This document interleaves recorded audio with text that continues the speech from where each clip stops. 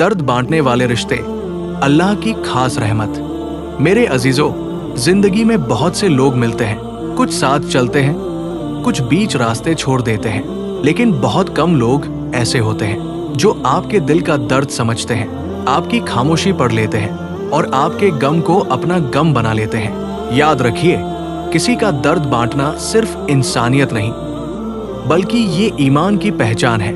हजरत मोहम्मद ने फरमाया, एक मोमिन दूसरे मोमिन का आईना होता है और उसका भाई होता है।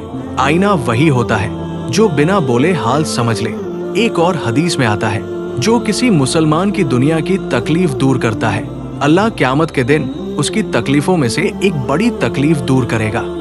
सोचिए, जो आपके आंसू समझे, जो आपके दर्द को महसूस करे, जो आपके लिए दुआ करे, वो सिर्फ एक इंसान नहीं, वो अल्लाह की तरफ से भेजी हुई रहमत होता है।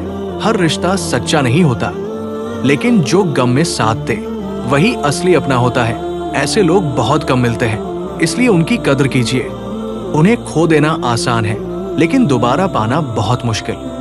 और अगर आप किसी के दर्द का सहारा है, तो यकीन मानिए, आप अल्लाह की रहमत का जरिया बन रहे हैं। अल्लाह हमें ऐसे सच्चे और दर्द समझने वाले रिश्ते अता फरमाए और हमें भी दूसरों के लिए रहमत बनाए। आमीन। अगर वीडियो पसंद आए तो लाइक करें और ऐसी ही खूबसूरत इस्लामिक वीडियो के लिए चैनल को सब्सक्राइब जरूर करें।